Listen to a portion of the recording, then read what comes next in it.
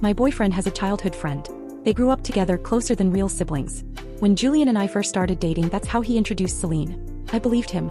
Until Julian's lab mate hinted to me. Alara, don't just focus on your projects. Come visit our lab more often.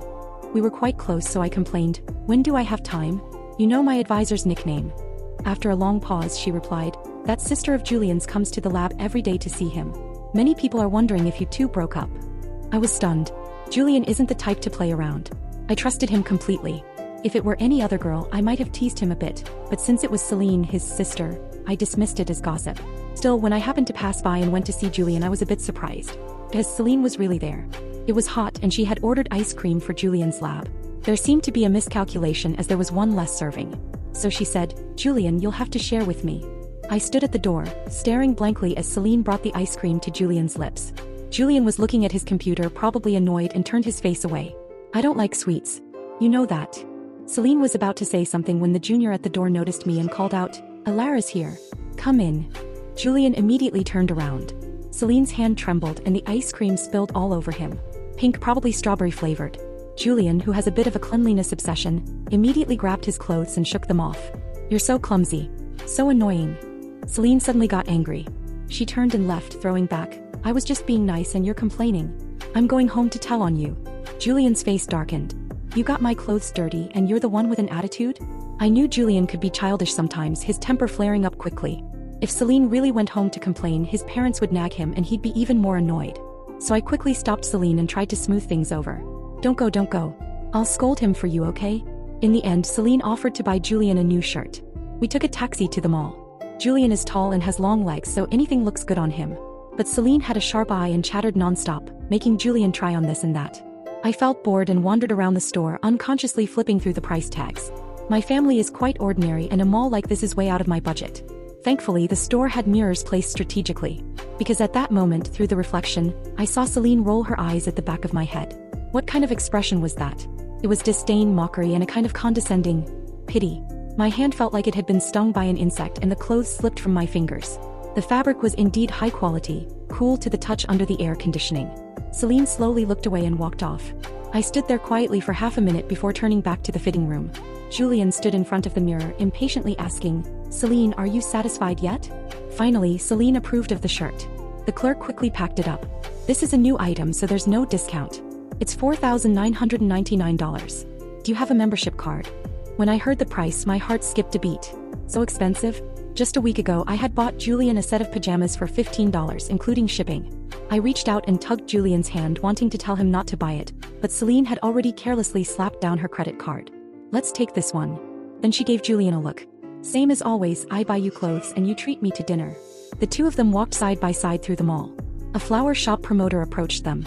Sir, would you like to buy some roses for your girlfriend? We have a special today. Celine's lips curled as if she was about to say yes. I clenched my teeth and stepped forward. Celine, if you like them, I'll buy them for you. You gave Julian a gift today, so I'll return the favor on his behalf. Celine's hand, which had been reaching for the rose petals, withdrew. She smiled at me. Alara, I've received too many roses. I'm tired of them. Besides, giving flowers has meaning. What would it mean if you gave me roses? Yes, I couldn't give her roses. But could Julian? That night, I couldn't sleep.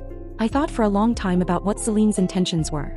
Was she really just naive, freely exercising her childhood friend privilege to act spoiled with her brother? Or did she have feelings for Julian and wanted to sabotage our relationship? The second thought seemed absurd. If Celine had wanted to go after Julian, she could have done so years ago. Why wait until now? So it must have been the first possibility.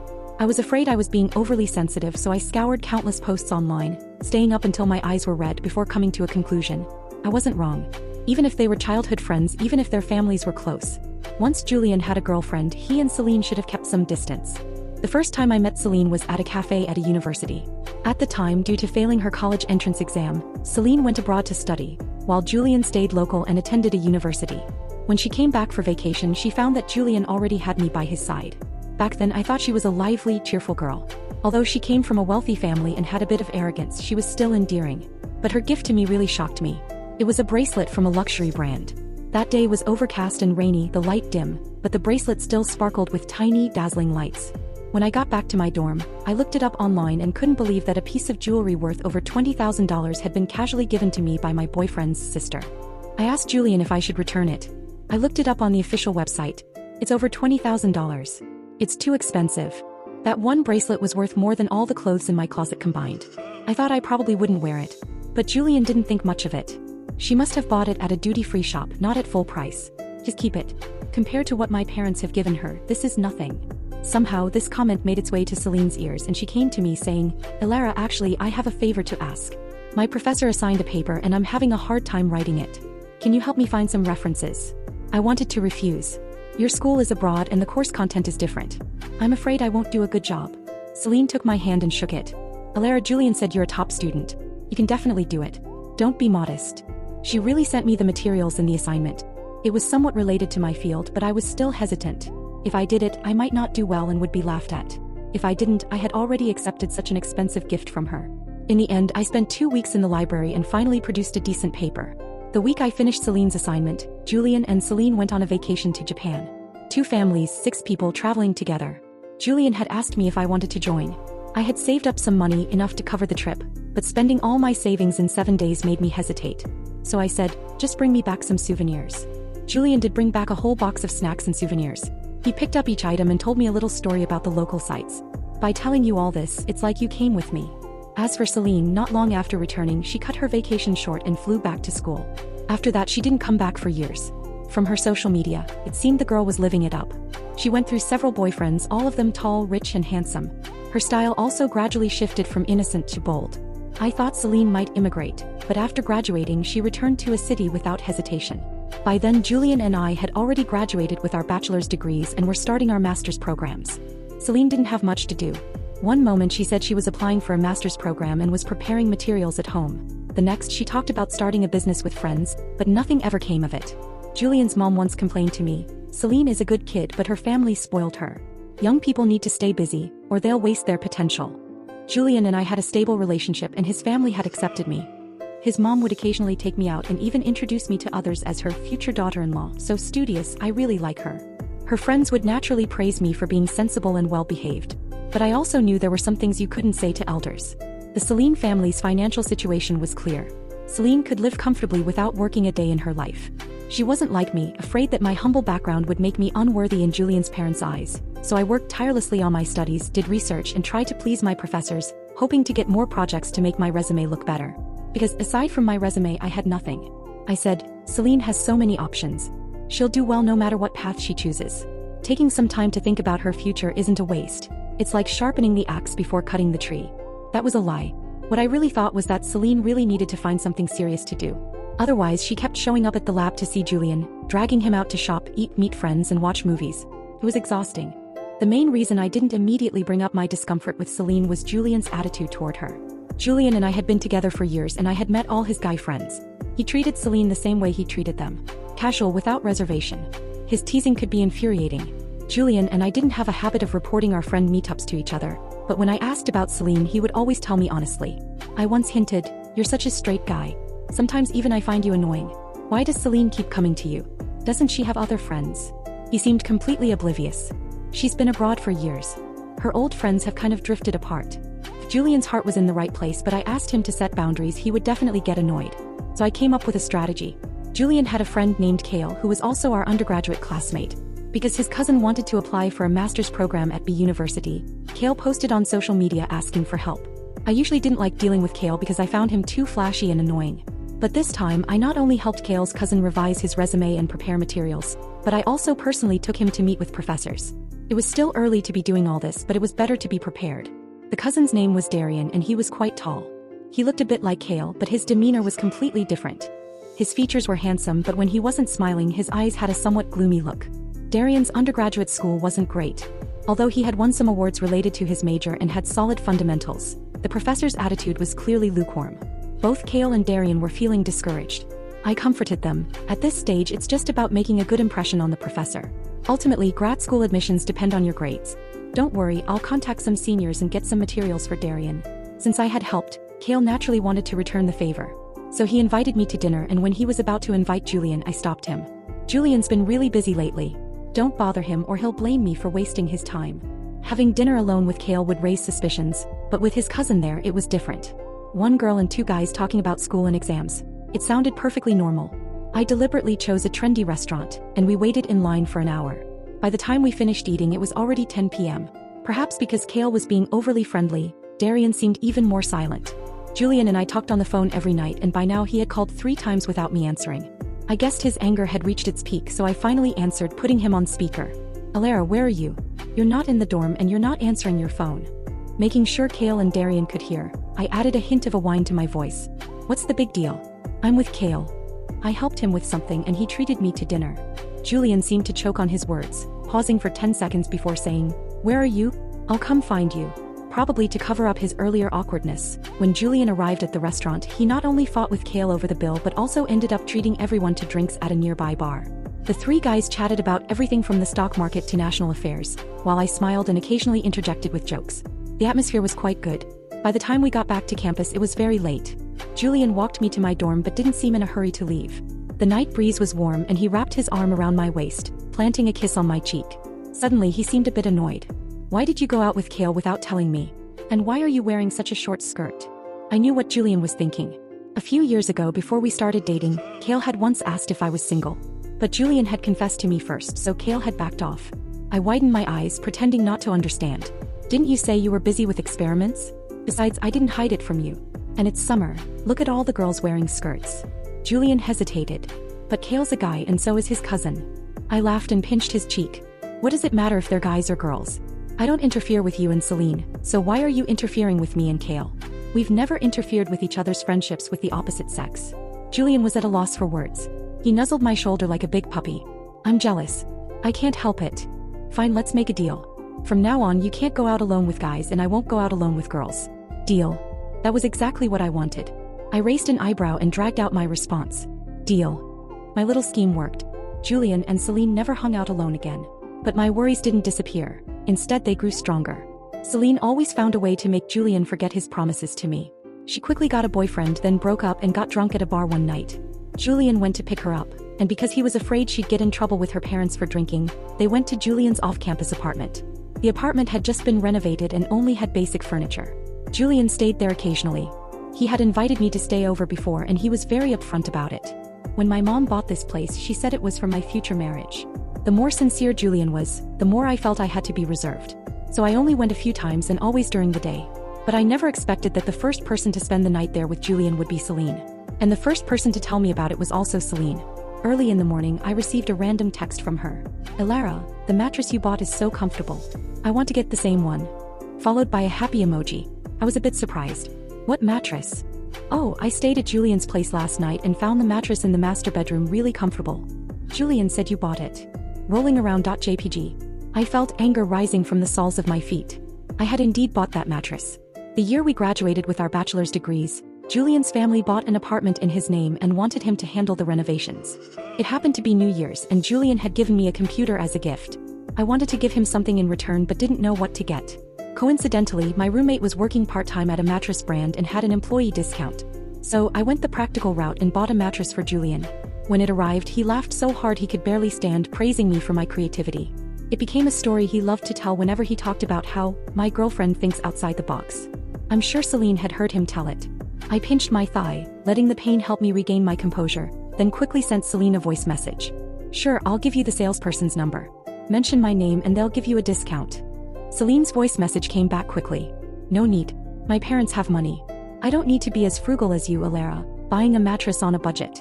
The biggest insecurity in my relationship with Julian was the vast difference in our family backgrounds. I was also terrified of people saying I was only with Julian for his money. Celine, she really knew how to hit where it hurt. I pretended not to catch her underlying meaning. I held down the record button, my tone light but with a hint of complaint. What can I do? I'm already in the mindset of preparing for marriage. Everyday expenses add up, so I have to budget carefully. But Celine, you don't have a boyfriend right now, so you probably don't think that far ahead. Celine never replied. I turned off my phone, feeling a buzzing in my ears that took a while to fade. By now things had crossed a line for me. I admit I have many flaws. By societal standards, I might not be good enough for Julian. My parents are both factory workers with no higher education. Julian's parents, on the other hand, are a professor who travels the world giving lectures and a businessperson with a thriving career. Aside from being blessed with a good brain and decent looks, I really don't have much to offer. It's no wonder Celine looks down on me. But to give up on Julian and our relationship because of some meddling from his childhood friend would be ridiculous. Before Celine came back, Julian and I had been together for over 4 years, and our relationship had always been incredibly sweet. We were the model couple on campus. I loved Julian. His family's wealth gave him a confidence and cheerfulness that I absorbed like a sponge, using it to fill my own gaps. Old friends would often say, "Alara, you've changed so much since starting college." In truth, I was becoming more and more like Julian, and I knew that Julian loved me just as much. According to him, he had fallen for me during military training. While all the other girls were hiding from the sun and slacking off, I was diligently practicing every move. He thought, how can a girl be so tough? Later, when we stayed up all night studying, he would doze off, but I could stay awake the entire night. I would douse my forehead with menthol oil, determined to review everything and finish in the top 3. Julian once sighed, "Alara, you're so hard on yourself, but I like that." I had been raised to be frugal. If my socks had holes, I would mend them and keep wearing them. Julian was my chosen boyfriend, and I couldn't give up on him over minor issues. Since subtle hints hadn't worked, this time I decided to be direct. I went to Julian and asked him openly, "Did you let Celine stay at your place that night?" Julian was stunned for a moment. "She told you?" I told her not to." As if afraid I would overthink, he quickly added, "It was late, so I didn't tell you." After that, we had a few more drinks at home. I fell asleep and didn't wake up until noon. But don't be mad. She slept in the bed and I slept on the couch. I swear we just drank and talked. I remember the promises I made to you. So he knew he needed to keep his distance from Celine. But if he knew, why couldn't he follow through? Now wasn't the time to assign blame. I pretended to be shocked and lightly hit him. "What are you thinking? Why would I doubt you and Celine? You've called her your little sister for 20 years. Can't you comfort her when she's heartbroken?" Julian looked even more confused. I spoke earnestly. "I just think the way you handled it wasn't ideal. If Celine stays out all night, her family would be more worried about her safety than her drinking. A young girl staying at a male friend's place would make anyone nervous. You should have taken Celine to a female friend's place." This was the most rational and considerate way I could think to phrase it. Celine was young and naive, Julian was too polite to refuse, and I was generous and understanding, not jealous at all. It was amusing how we all had our roles to play. Since I was a child, I've had a go-for-broke mentality. So when I saw my college entrance exam scores and realized I could only get into a mediocre university, I chose to repeat my senior year just to aim for a prestigious school. I gambled and won. The better school gave me a higher starting point.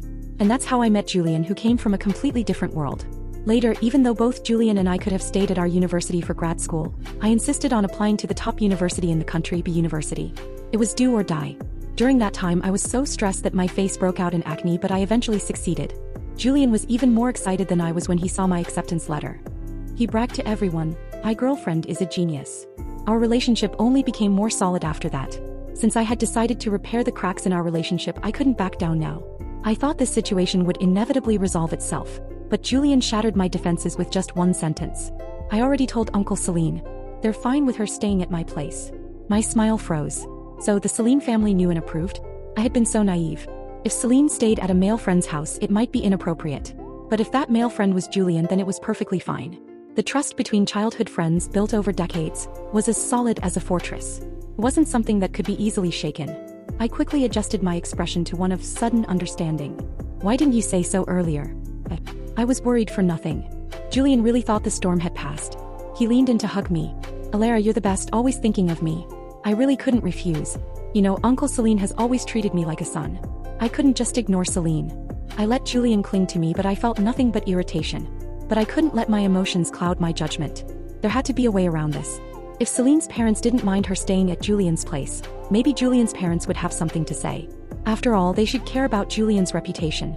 I found an opportunity to bring it up with Julian's mom. "Did you know Celine recently went through a breakup?" Julian's mom was curious. "Oh, what happened?" I casually mentioned the overnight stay. Celine got drunk and ended up staying at Julian's place at Riverside Gardens. Julian didn't tell the family. I was really worried something might happen to her. Julian's mom paused while peeling a grape. For a moment, I thought she might say something fair, but instead she launched into a long story about how Julian and Celine had always covered for each other since they were kids. She went on for a full 10 minutes before stopping. My heart grew colder with each word. But this was the expected outcome, wasn't it? Julian's mom wasn't going to help me set boundaries for him. In her eyes, Julian and Celine were still children, even in their 20s. The bond they had formed growing up together, and the decades-long friendship between their families, was far deeper than my mere few years as Julian's girlfriend. If I asked Julian to keep his distance from Celine, she would probably think I was making a fuss. I was really starting to get tired of this. This precious childhood friend was like a thorn I couldn't remove, couldn't defend, couldn't hit, couldn't scold.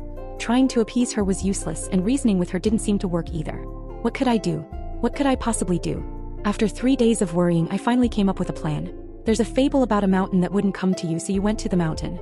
Couldn't that also mean moving the mountain so no one could come to you? If I couldn't stop Celine from coming to Julian, then I would make Julian stay away from Celine. Both Julian and I were committed to academic careers.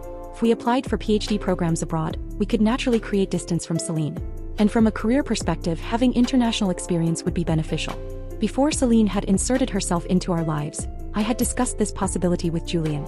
Julian wasn't keen on leaving his familiar environment, but he said that if I were going with him, he could consider it. The biggest obstacle was his family. Julian's grandparents were all in poor health and lived in a nursing home. They doted on Julian, their only grandson, and his parents probably wouldn't want him to go abroad. So I had 2 plans for going abroad. The best outcome would be Julian willingly coming with me with no objections from his family. This would completely cut off Celine's influence on us. The worst outcome would be Julian wanting to go but being unable to because his parents objected. But even that wasn't unsolvable. I could stay behind, making Julian feel guilty and naturally distance himself from his family, including Celine. It sounded calculating, but if I handled it right, it might just work. Once I made up my mind, I threw myself into my research, working day and night to make my resume shine so I could secure a full scholarship to cover living expenses. I practically lived in the lab, only taking 5-minute breaks to check my phone. Celine, being the type to share everything, had several social media accounts I followed. On her main account, she portrayed herself as a confident, sunny, down-to-earth rich girl. She had quite a few followers and people often commented, calling her a beautiful and kind-hearted, refined young lady. But she also had a secondary account. On this one, she was sometimes sentimental, sometimes artsy, and occasionally silly and funny. Honestly, if I didn't know her in real life, I might have found her secondary account endearing and wanted to be her friend. While I was grinding away, Celine's main account posted photos of her hanging out with Julian and his friends. 5 or 6 friends were arm in arm, and of course Celine was standing closest to Julian. Something sharp pierced my heart. I had always believed Celine didn't actually have feelings for Julian. After all, the ex-boyfriends she flaunted on her secondary account were all party-loving playboys, completely different from Julian, a straightforward, nerdy engineering student. But what if I was wrong? I overthought it until my head ached. When I went downstairs to get takeout, probably due to exhaustion and low blood sugar from working nonstop, my legs gave out and I fell down the stairs. It was a nasty fall. I sprained my ankle and cut my forehead. I was a mess. It was Sunday night and the academic building was empty. Despite the noise I made, no one came to check on me. I struggled to sit up and open my phone to see who could help. I clicked on Julian's WeChat profile. Our last voice message exchange was, "Celine's birthday is today. We're going to sing at XX. I'll call you later when I get back to the dorm. Okay, don't drink too much." Julian was with Celine. He was celebrating her birthday. Was now the right time to call him? The pain made it hard to think. I hesitated for half a minute but couldn't make the best decision. When I opened my eyes again, I saw a pair of shoes in front of me. Pure white sneakers, spotless.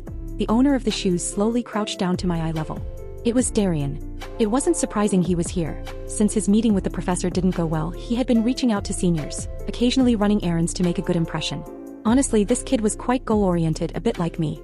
Darian lowered his gaze. "Alara, if your boyfriend can't come because he's celebrating someone's birthday, I can take you to the hospital." Had he heard everything? I felt a bit embarrassed and tried to explain, "You don't have to trouble yourself. I can go to the hospital on my own."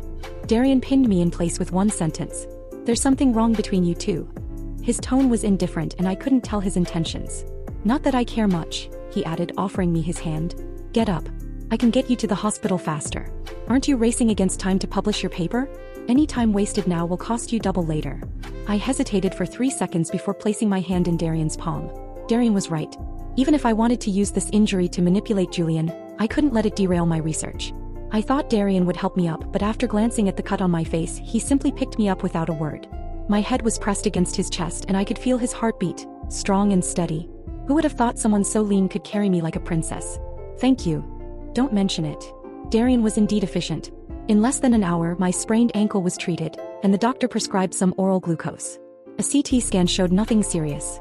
It was already late, but Darian showed no signs of fatigue. As he neatly organized the hospital receipts by size, he said, "You can call him to pick you up now." "What?" "Call your boyfriend to take you home. If he shows up only after you've been treated, his guilt will double." That's what you're thinking, right? "You don't have to worry about me leaking anything. Consider this my thank you for helping me with the professor." It took me a while to process that Darian had seen through my plan. I had been scheming to trap Julian, but this guy had figured it all out from just a few words. With someone like him, there was no need for pretense. I smiled. "Since you think that way, I won't stand on ceremony with you." It was past midnight when Julian called as expected. He sounded cheerful. I just finished, but Celine wants to go too. I cut him off. Have you been drinking? If you have, forget it. Alara, what's wrong? I coughed lightly, making my voice sound hoarse. I had a little accident and just came back from the ER. If you've been drinking and can't drive, I'll just take a taxi back to campus. Julian's tone immediately turned serious. Why didn't you tell me? I should have been there with you. Don't move. I'm coming now. I hung up and Darian lazily stood up. I'll head out then. Good night, Alara. I thanked him again. Half an hour later, Julian showed up at the door. His concern and regret were genuine. That's just the kind of person he is, emotional and soft-hearted. Julian carefully reviewed my medical records, then gently helped me to the door. You should have told me you were hurt. Alara, let me take care of these things for you. Don't you know it hurts me to see you so responsible? I shook my head with a smile. I know what's important. I just had a little fall, but Celine's birthday only comes once a year. And all your friends were there. How could you not go? Julian's arm muscles tensed. He stopped and said with dissatisfaction, but you only fall down like this once in 20 years. Alright, I get it. You're so chatty. No, Alara, I need to make this clear. Celine is important, but she'll never be more important than you. From now on, if anything happens, you have to call me, understand? My girlfriend is more important than anyone else. Julian kept rambling, but I was too tired to listen. My gaze drifted to the guy standing at the entrance of the clinic. Under the pale streetlight, his silhouette looked cold and sharp. Darian lowered his head, tossed a cigarette into the trash, then looked up at me. His eyes were distant, as if he were watching a performance from the sidelines. I gave him a slight nod. Darian made a victory gesture at me, then turned and disappeared into the night. Because of my fall, Julian became incredibly attentive, practically doting on me every day, trying everything to make me happy. If I hadn't persuaded him otherwise, he probably wouldn't have gone home on weekends. But my goal wasn't just that. I took the opportunity to visit other departments, complaining about poor sleep, stomach issues, and various other ailments. One traditional Chinese medicine doctor was particularly thorough. After taking my pulse, he looked grave. He spent a long time explaining how staying up late, irregular eating, and overthinking could lead to various health problems. Young lady, don't take your youth for granted. You need to take care of your body. Your boyfriend should keep an eye on her too. After getting the medicine, Julian seemed worried. He carefully advised me, Alara, I know you're a hardworking girl, but you really don't have to push yourself so hard. Huh. You can take a break. I'll always be here for you. I'm a man, I'll take good care of you. I was stunned and didn't speak for a long time. Julian thought I was angry and quickly tried to comfort me. I'm not saying you shouldn't work hard. I just mean, you have me to rely on. Look, even though my family isn't super wealthy, we can easily cover our expenses. Given his parents' wealth and their doting on him easily, was probably an understatement. I shook my head and said seriously, it's precisely because your family is well off that I push myself so hard. Alara, do you think I don't feel tired? Do you think I don't need rest? But I don't dare. Because I have no safety net. For years, I had never shown much vulnerability in front of Julian. To him, I was always diligent, driven, unyielding, and determined. But this time, I was completely honest with him about how I had struggled many times over the years. I had learned many social graces from Julian. He was so naturally smooth, making me look clumsy in comparison. Sometimes I would silently repeat these so-called social norms, memorizing them for my own use.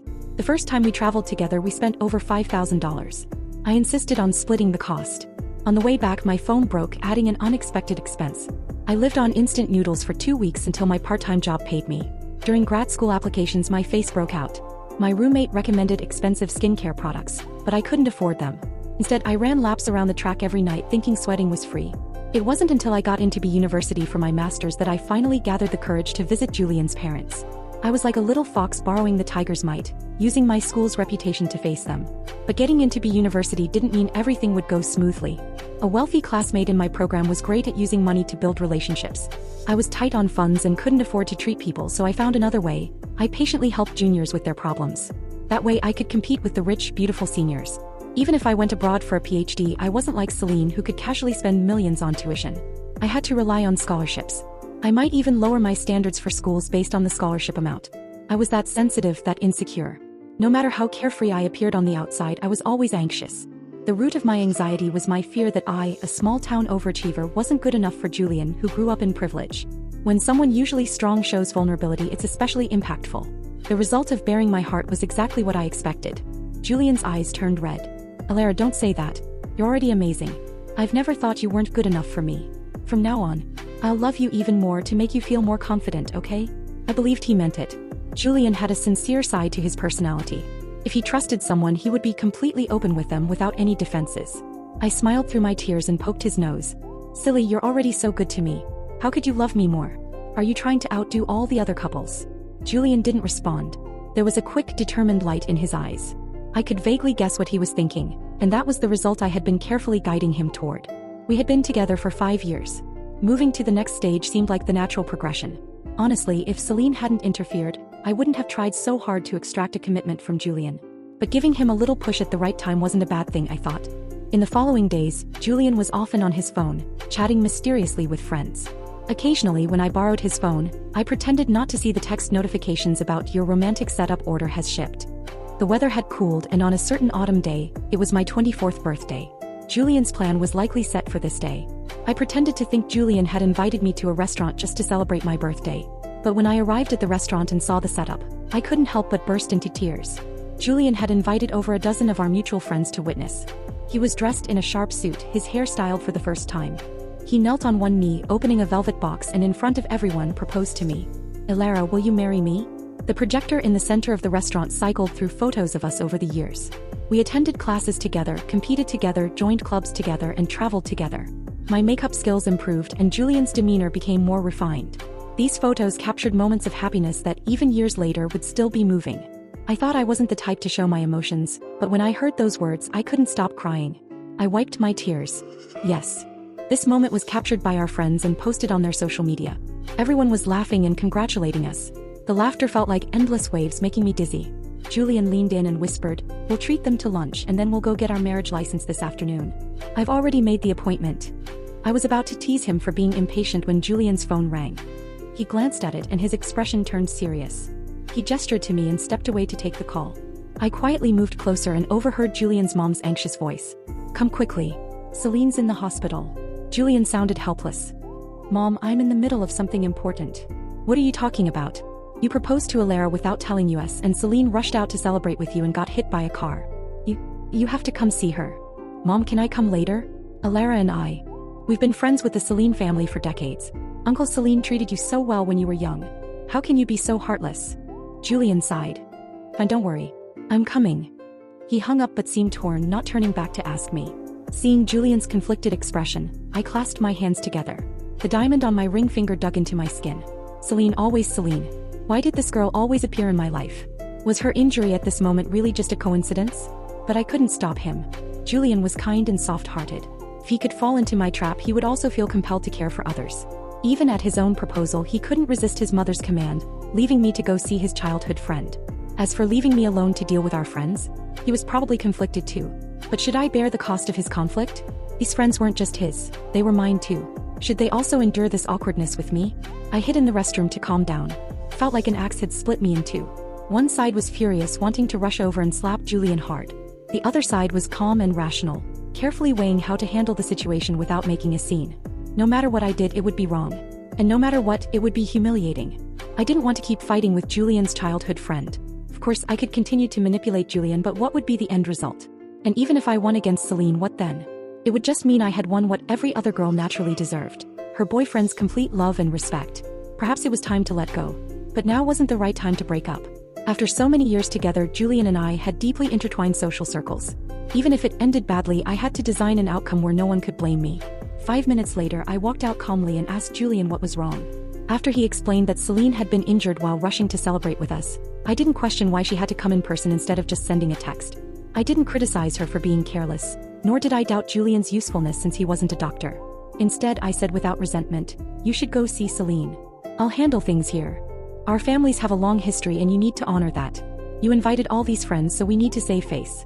You go ahead, I'll take care of them. If it's my event, I can handle it." If Julian had hesitated then, I might have reconsidered. But he didn't notice my emotions and instead looked relieved. "Okay, Alara, you're so understanding. I'll come back as soon as I can." He really left. I watched him go, feeling like I was saying goodbye to the past 5 years. The proposal, now missing its groom, didn't become awkward. I used all my social skills to keep everyone entertained. I took photos myself and asked others to take photos of me, reminding everyone to post them on social media. The more I heard inside, the brighter I smiled. By the end of lunch, I had barely eaten but didn't feel hungry at all. After seeing off all the guests, I decided to go to the hospital. Celine was injured after all, and I should check on her. I asked the staff to pack up a few of the roses used for decoration. These roses were the same as the ones we had seen at the mall. Since Celine liked them, I would give her a bouquet. When I arrived at the hospital, it was already evening. The hospital was bustling, everyone looking hurried and worried. I, who had just had a happy event, should have been joyful, but when I passed a mirror, I saw my expression was just as grim as theirs. I easily found Celine's room. As I had guessed, her injuries weren't severe, just a scraped knee. But since she was in a VIP room, there must have been a reason. I didn't question it and simply placed the bouquet by her bedside. Celine lay on the bed with her eyes closed, seemingly asleep. I greeted her parents, who were keeping watch. They had a similar air to Julian's parents, kind but with an underlying sense of superiority. But perhaps it was my imagination, their expressions seemed a bit off. Celine's father seemed to want to say something, but her mother sighed and took my hand. "Alara, right? This time it's our Celine who was thoughtless. I'll scold her. This child has been spoiled by us. It's our fault as parents." Celine's father made a disapproving sound and gently patted his wife's arm. "What are you saying? She's lying in a hospital bed. Can't you wait until she's better?" His wife glared at him. "You keep indulging her. Sooner or later." But she stopped herself, mindful of my presence. I had always known Celine was her father's late-in-life child, overly doted on. Seeing them today confirmed it. But if their frustration was just because Celine had disrupted our proposal, it seemed excessive. Their words hinted at something deeper, and I needed to find out. I left the room to look for Julian. Luckily, I didn't have to search long before I found him in a stairwell on the top floor. Standing next to him, holding his arm, was Julian's mother. She was earnestly advising him, "Alara is a good girl. I've never said otherwise. But proposing marriage is such a big decision. Didn't you think to discuss it with your family? Do you think you're grown up now and don't need us?" Julian sounded impatient. "Alara and I have been together for 5 years. I wanted to give her a commitment. Isn't that normal?" "It is, but with Celine like this, shouldn't you think it over before deciding? You can't wrong Celine." Julian clenched his fists, furious. "Enough. Celine is lying. I've known her since we were kids. Do you really think I can't tell? She's full of lies and you actually believe her." My heart skipped a beat. Celine actually liked Julian? The information in those few sentences was overwhelming. If I hadn't already decided to end this relationship, I would have been devastated. I had speculated countless times whether Celine's interference was just my overactive imagination or if she had ulterior motives. Now the answer was clear and I almost wanted to laugh. After 20 years of friendship, Celine couldn't become Julian's lover. Did she think I was the one who had come between them? Julian's mother continued to plead. "You don't believe it, fine. But we have to give the Celine family an explanation. How about this? You're still young and haven't graduated yet. There's no rush. Don't get married yet. Wait until Celine recovers." Julian, probably overwhelmed by his mother's persistence, kicked the stainless steel railing of the stairwell. The loud noise echoed in the empty space. His mother was startled and suddenly stopped talking. She covered her face and crouched down, sobbing. I didn't want to watch this farce anymore. I don't remember how I left the hospital and returned to campus. My phone battery was almost dead. My WeChat had blown up. Everyone was sending me messages, congratulating me and wishing us happiness. How ironic. At noon, I had been overjoyed at the thought of marrying Julian. By evening, I had learned that the childhood friend also likes him, and his mother had begged him not to marry me. Was I heartbroken? Did I feel sorry for myself? Neither. I just thought, oh, so that's how it is. My parents hadn't finished high school and had to work in factories. Factory work was hard and didn't pay well. Our relatives were either old or sick, always borrowing money. It wasn't until I went to college that things improved. So I was cautious. Even after dating Julian for 3 years, I didn't dare accept his invitation to visit his family. I was afraid they would ask, "Alara, what do your parents do?" Julian had told me countless times, "My parents aren't like that. As long as they think you're a good person, they won't object."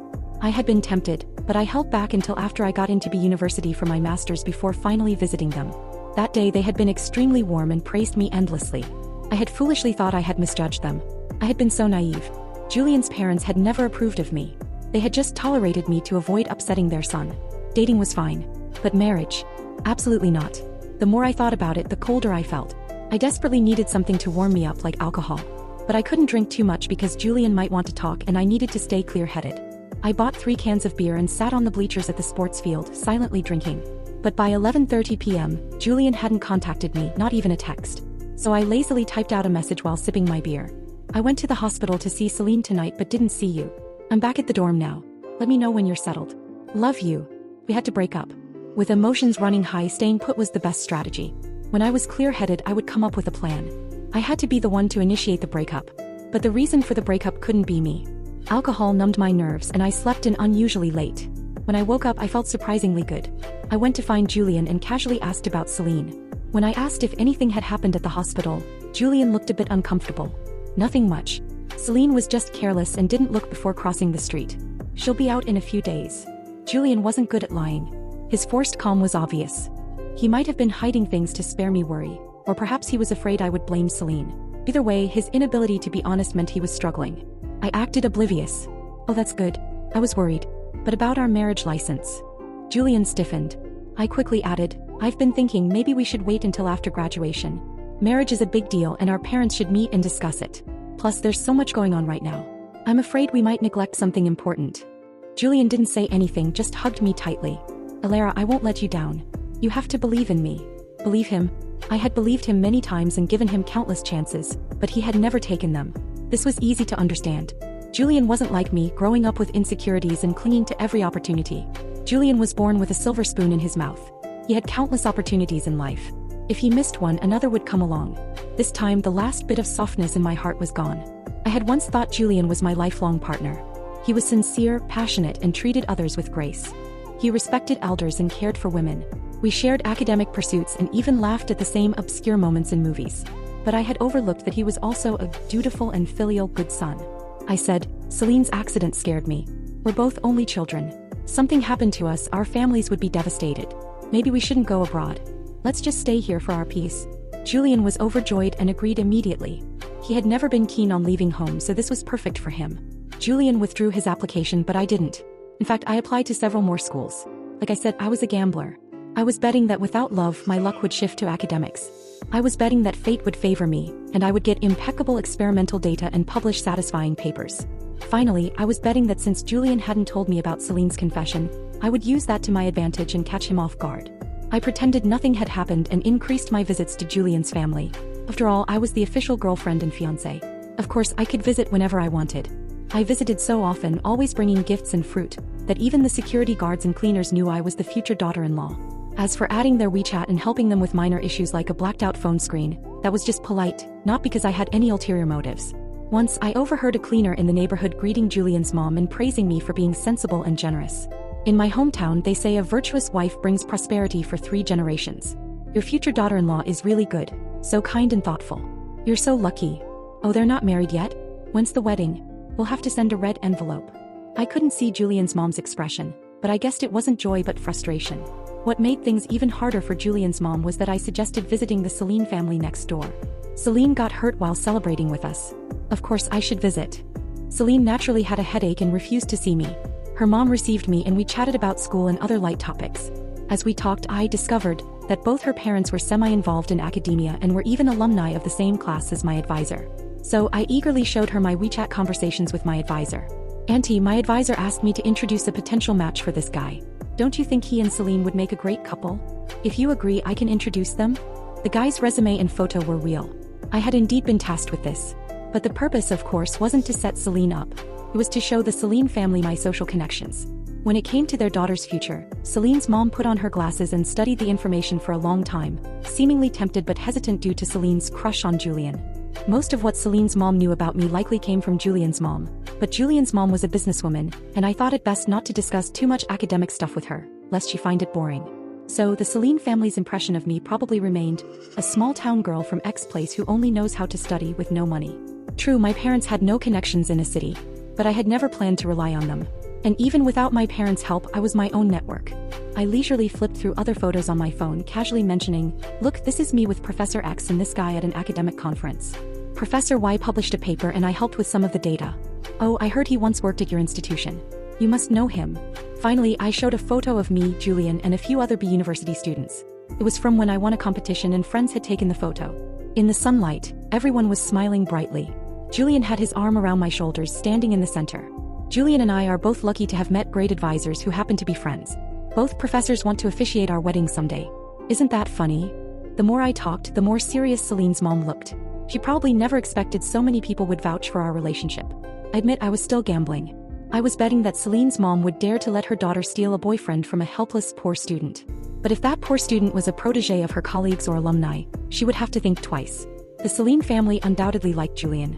They had watched him grow up, knew he was studious and well-behaved, and compared to Celine's previous unreliable boyfriends, Julian was a good choice. Arranging a marriage between these childhood friends would save them a lot of trouble. But compared to her husband who doted on their only daughter excessively, Celine's mom still had some rationality. Julian and I had been together for 5 years, openly and honestly. The proposal had been announced to our social circles.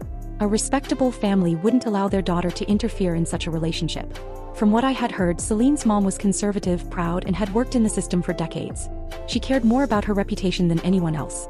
Besides, would I just stand by and let my boyfriend be taken away? As the saying goes, the barefooted aren't afraid of the shoe wearing.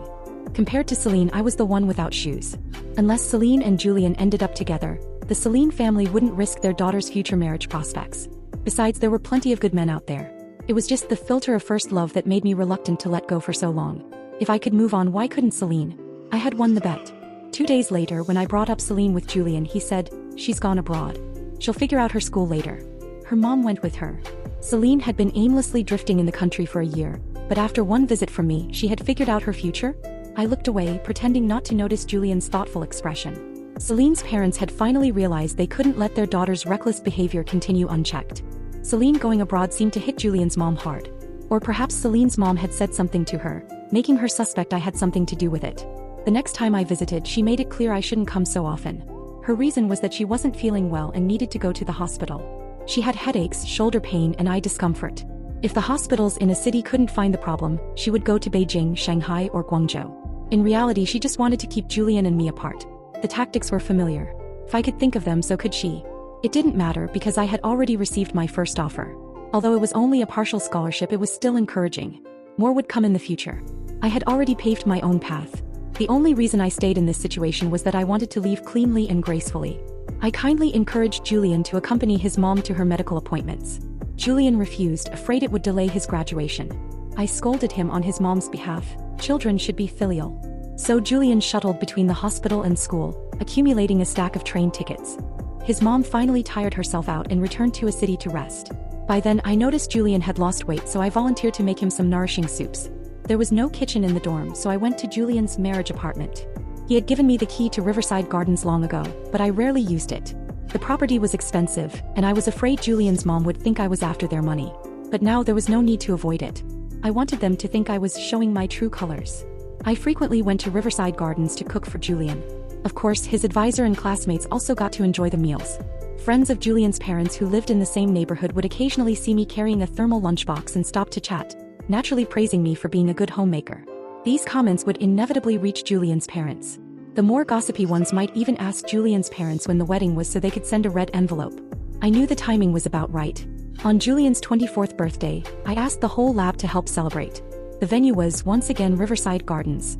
I took photos of the decorated living room, the cake I made, and the hot pot ingredients I prepared. After editing them, I posted them on social media. The caption read, "From now on, we're booked for life." I had rarely shown off our relationship before. I always felt that true happiness didn't need to be displayed to the public. But this time I broke my own rule. Julian's mom had me on WeChat. She would see it. I guess she would try to interfere. Sure enough. We ate and drank until 9:30 p.m. when Julian's mom showed up. Julian's classmates all greeted her, but with an elder present, no one wanted to stay long and they soon left. I said, "Auntie, you're not feeling well. You should go home and rest early. I'll clean up the living room and kitchen." But Julian's mom pushed me out with a smile. "Alara, you're not married yet. I can't let you do the work. Go back to school with your classmates." I had guessed her purpose for coming. She didn't want me staying overnight in this apartment. Julian could stay here with Celine, but I couldn't stay with him. How interesting. I pretended not to notice her ulterior motives and left with my classmates. But halfway back, I realized I had forgotten my phone and asked 2 classmates to go back with me. I had left the door slightly ajar. Through the gap, I heard Julian's mom's angry voice. "You're not even married yet and you're already inviting friends over. What will it be like after you're married? I've told you before. I've never been wrong about people. That Alara is scheming. People from her province are like digging lotus roots from a pond, full of holes. She's after our house and money. You need to open your eyes and not be fooled by her anymore." My heart finally settled. The result was better than I had imagined. After 2 months of my repeated provocations, acting as the fiancé and caring for Julian's daily life, his mom had finally snapped. Her outburst was the perfect moment for me to announce the breakup. I stood frozen like a statue. The 2 classmates with me exchanged glances and came over to pull me away. "Alara, your mom seems upset. Maybe we should go back." The 2 who had come back with me. One was secretly competing with Julian for scholarships, and the other loved gossip and knew all the campus rumors. I was sure they would spread what they had seen and heard to everyone who needed to know. I gave them a helpless smile. then gently knocked and calmly pushed the door open. The mother and son inside both froze. I acted as if nothing was wrong.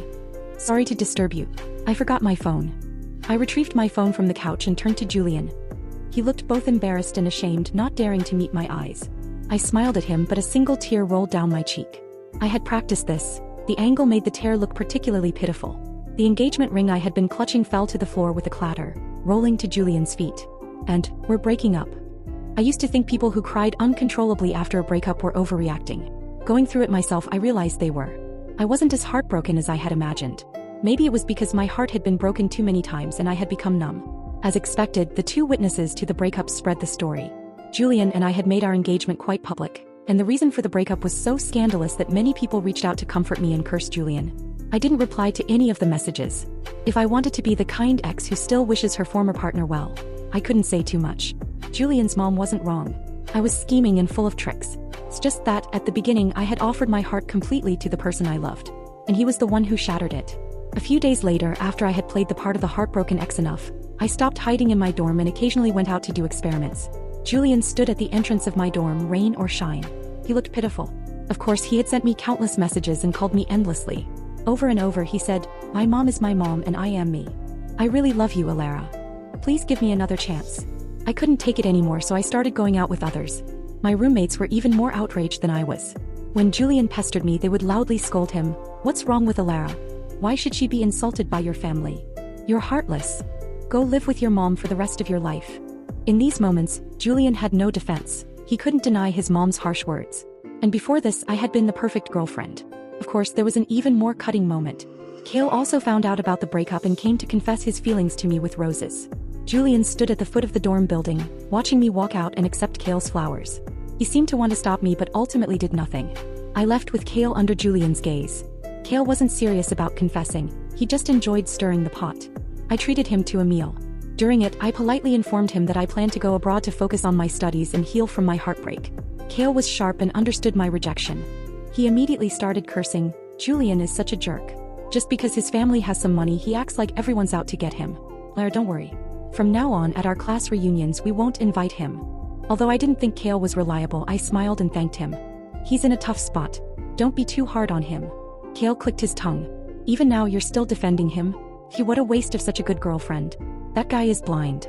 I poked at the vegetables on my plate with my chopsticks. Actually, I also bore some responsibility for how things had turned out between Julian and me.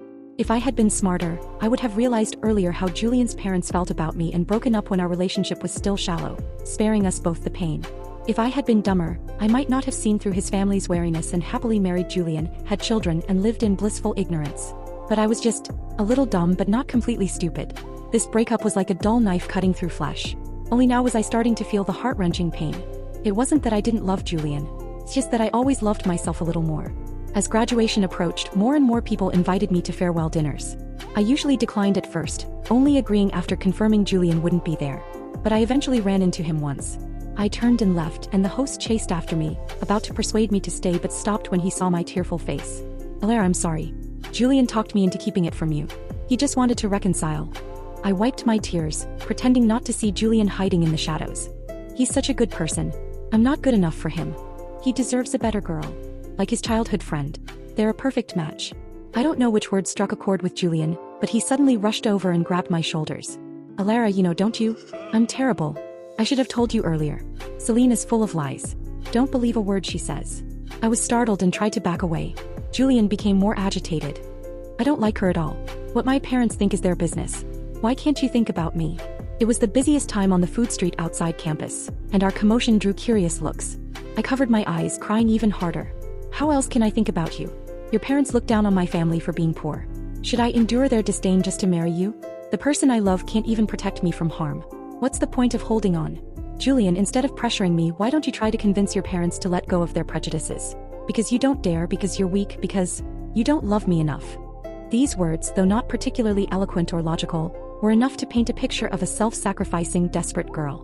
More people gathered around, and I spotted a few underclassmen from a university. Someone was filming with their phone.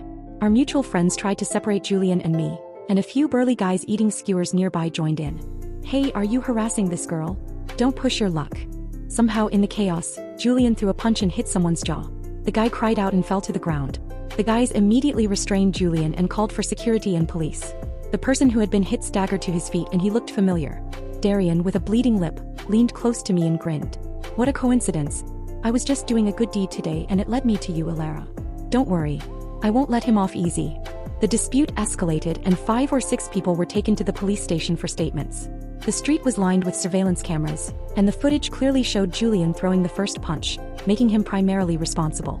Darian, the injured party, refused to settle and insisted on Julian being punished. With graduation approaching, it was better to avoid trouble. Julian's parents rushed over, apologizing profusely and trying to smooth things over. They even came to me. Alara, can you tell the officer this was just a lover's quarrel? There's no need to make such a big deal. I showed them the scrapes on my elbow. Uncle, Auntie Julian and I broke up months ago. He's been harassing me. I didn't report him to campus security out of respect for you. If you keep twisting the truth, I won't hesitate to tell the officer that Julian has been stalking me. This attack might have been premeditated. If I say that, the situation will change entirely. You decide. Their faces turned pale, but they couldn't make a scene in public. Julian's dad pulled his wife away, but she couldn't resist muttering, "I told you so. A girl like that doesn't deserve to enter our family." I had always been gentle and obedient, but this time I didn't hold back. I calmly met Julian's mom's gaze. "Andy, you're mistaken. It's Julian who doesn't deserve to enter my family." This time, even Julian's usually amiable father looked shocked. "Young lady, you should be more gracious. Our family has always treated you well." I smiled back. "Then please explain how you've treated me well. Did I spend your money?" Before Julian's dad could respond, his mom snapped, "You spent Julian's money and Julian's money comes from us. We bought the apartment for him and you could move in anytime. Isn't that enough? And you encouraged Julian to go abroad for his PhD. Alara, could your family afford that? You'd have to rely on us." This time I really laughed. I took out a small notebook from my bag, opened it and handed it to her word by word. "This is a record of all the expenses between Julian and me during our relationship. For years we split everything equally, fair and square. As for your apartment, I've never spent a single night there. And as for how I can afford to study abroad." I turned to look behind me. "Julian, your mom might not know, but you do, right?" Julian stood silently in the distance, his eyes full of pain. Someone as simple and straightforward as him probably never imagined his parents would be so harsh. He said hoarsely, "Alara gets national scholarships every year, earns stipends from projects and sometimes takes on side jobs. Her grades are excellent and she has scholarships for her PhD. Mom, I've told you so many times. Alara isn't after our money. Why don't you believe me?" His mom, humiliated and angry, gritted her teeth. "Son, you've been bewitched by that vixen. Living abroad is expensive. She might say all the right things now, but in the future." Julian suddenly laughed. He wiped the tears from the corners of his eyes as he laughed. "Mom, stop. There's no future for Alara and me." The sentence seemed to drain all his energy. Julian's shoulders slumped and he looked utterly defeated. He slowly turned and walked away step by step. I watched his retreating figure, feeling only sorrow. He was over 6 feet tall, even taller than his father. But when his family confronted me, he always avoided the conflict, never once standing up for me. Even now, when I had forced Julian to speak the truth, he seized the chance to escape. I spoke softly, my voice filled with sadness. "I tried. You were the one who gave up first." This time I believed Julian truly understood that there was no future for us. And the reason for this impossibility was his weakness, his lack of courage. That was never my fault. I thought he wouldn't try to reconcile with me again. Julian and I were finally completely over thanks to his parents. Julian's parents pulled a lot of strings, even reaching out to Darian's parents' friends. So Darian decided to settle and agreed to mediation. But before that, he kept changing the terms of the settlement, thoroughly exhausting Julian's parents. Once everything was settled, Darian asked, "Let me treat you to a meal?" I smiled and declined. "No need. I'm not after his family's money." Darian insisted. "They gave it to me, so it's my money now." I poked his swollen chin and lip. "With that mouth of yours, what can you eat? Just rest." School matters were finally over and I took a leave of absence to go back home. On the way I checked my phone. Someone had posted the video of Julian hitting someone in various group chats, sparking heated debates on campus. Some said the guy was impulsive and reckless. Others said the girl was cold-hearted. Someone explained the reason for our breakup and the arguments grew even fiercer. A self-proclaimed neutral party chimed in, typing, "The rich and the poor don't mix." The girl was too greedy. She deserved to be dumped. Surprisingly, many people liked this comment. Well, there will always be those with unique perspectives. They think they're above it all, but they're just clowns. I stopped paying attention and focused on spending time with my parents.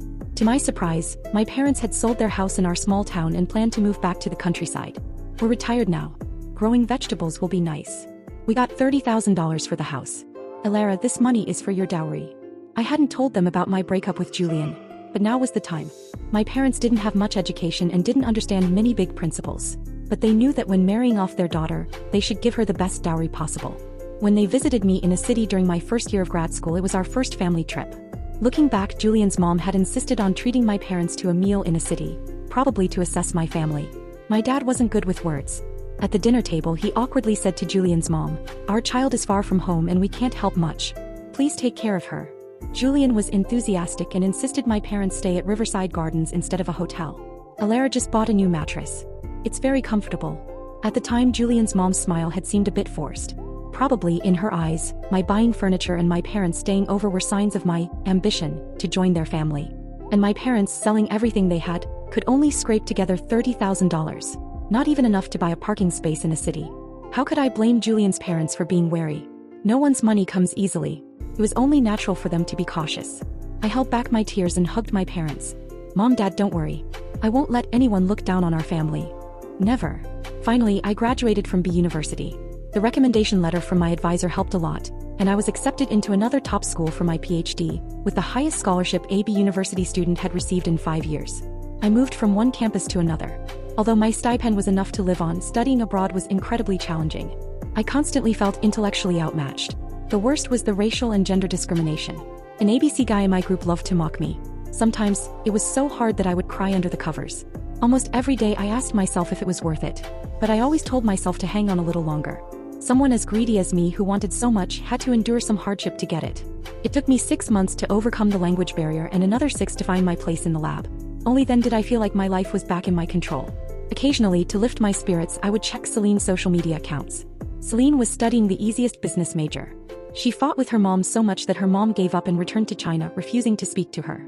Her credit card was cut off and she had to apologize to her parents to get her allowance back. In her 3rd year of her master's, she still hadn't earned enough credits. But her side business as a reseller was doing well. Later, she returned to China to get married. The groom wasn't Julian. I asked Darian to help me send a wedding gift to Celine. How much? $22,500. Darian hadn't gotten into grad school and had given up, becoming an event planner instead. He was good at reading people and doing well. We occasionally chatted. He was surprised. Why this amount? It was the price of the bracelet Celine had given me. When I went abroad, I didn't bring much, but I took that bracelet with me. Whenever I felt lost, I would take it out and look at it. It was a reminder of the love that had started sincerely but ended over material differences. It also reminded me that I was a child without an umbrella, needing to run harder to avoid getting soaked. But I didn't like owing people, so I wanted to pay Celine back. Consider it as me buying the bracelet. Darian went to the wedding and came back to complain. The groom is quite handsome, some kind of influencer. Her parents didn't seem too happy though. They had sour faces the whole time. Oh, and she's already pregnant. Maybe that's why her parents are upset. Apparently the guy used to. I chuckled. Enough. I just asked you to deliver the gift. You didn't have to dig up so much gossip. I thought that was the end of it, but not long after I got a call from Celine. After all, our circles weren't that big. She just needed to ask around to get my number. She politely thanked me for the wedding gift. It had been years and she sounded much calmer and more mature. I said, "It's nothing. When we first met, you gave me a gift." I was really touched. She suddenly hesitated. Maybe it was her pregnancy hormones, but she burst into tears. Actually, I wanted to say I'm sorry. I was too back then, hurting Julian and especially you. I'm sorry, Alara. This apology sounded ridiculous. So I couldn't help but laugh, but I remained polite. It's been so many years. There's no need to bring it up. Celine sniffled and kept crying. No, I really feel bad. Julian hasn't been doing well these past years. He dropped out of his PhD program and refused to find a job. He helps at his mom's company, but all he does is socialize and play games. He's almost 30 and still single. His mom has introduced him to many girls, but he refuses to meet any of them. We all think he's waiting for you. I heard you haven't been in a relationship either. So if it's possible, could you consider giving him another chance? I listened to her ramble without responding. Was it strange that Julian remembered me? We were each other's first love, meeting during the most passionate years of our lives and spending 5 beautiful years together. Even though we didn't end up together, we had left indelible marks on each other. From what I knew, Julian hadn't been with anyone else all these years. But he might not have been waiting for me. Maybe he was just disillusioned by his parents and didn't want to date. I lazily asked Celine, "Give him another chance? In what capacity are you asking me? As his lifelong friend or as the girl who once had a crush on him?" Celine argued, "I never liked Julian if that's what you're worried about. Then you were lying." "I didn't mean to. Your mom asked me to help break you two up. She always said you and Julian weren't a good match. If I could make you feel insecure, you'd leave him." Your mom didn't approve of me back then. Why does she approve of me now? Celine hesitated. He loves Julian. Seeing him so unhappy. So she's willing to settle for me? I couldn't help but laugh. Sorry, I'm not interested. I'm doing well now and don't want to revisit the past. Celine sighed. Won't you reconsider? Fine. I had always known that Julian's mom was the one who disapproved of me. Celine had just followed her lead. This phone call was probably partly at Julian's mom's urging. But there was one thing I had always wondered. As Celine was about to hang up, I asked one last question. Celine, even if the Julian family treats you like their own daughter, you're a girl with your own thoughts. Why did you listen to them and try to break up Julian and me? Julian really cared about you. He considered you a friend. Why did you do this to him? Celine took a sharp breath and spoke with difficulty. Because I was jealous of you. I was confused. You, jealous of me? This was truly unexpected. Celine had money, looks, and everything going for her. She was practically a golden child. Why would she be jealous of me? Do you remember that assignment you helped me with? I got full marks and the professor specifically praised me, saying I was the most talented Chinese student he had ever met. For the next 3 years I tried my best. But no matter how much I stayed up late or studied hard, I could only get one comment. What a shame, Celine. You're a smart student. You can write a perfect essay, but why don't you put in the effort to prepare for exams? I couldn't explain. That's when I realized, Alara, I was jealous of you. I was jealous that you could easily reach heights I could never achieve. So I wanted to destroy something you had to make you less proud. I succeeded. You and Julian didn't end up together. But I didn't feel any happier. It was hard to describe how I felt. Shocked, resigned, but mostly relieved. I had thought of many reasons why Celine might act strangely. Maybe she really had a crush on Julian, maybe she looked down on my humble background, maybe she found my personality unlikable. But I never imagined it was because she thought I was smarter than her. So there was something about me that she envied. So that sensitive, fragile, suspicious, and insecure girl was also admired by someone else. So without me knowing, while I secretly envied Celine for her designer clothes, she secretly envied me. How ironic. But it was also liberating. After hanging up, I took the bracelet from the back of my drawer and put it on for the first time. For years I had carried this bracelet with me, taking it everywhere but never wearing it. The diamonds sparkled brightly. The craftsmanship was exquisite. Celine had good taste. It was truly beautiful. I admired it quietly for another minute, then took it off, put it back in its box and locked it away in the drawer. No matter how gorgeous or expensive, it was just a cold piece of jewelry. Beautiful but useless. It wasn't for me. I had to go to the lab later. Wearing jewelry while operating equipment would be inconvenient.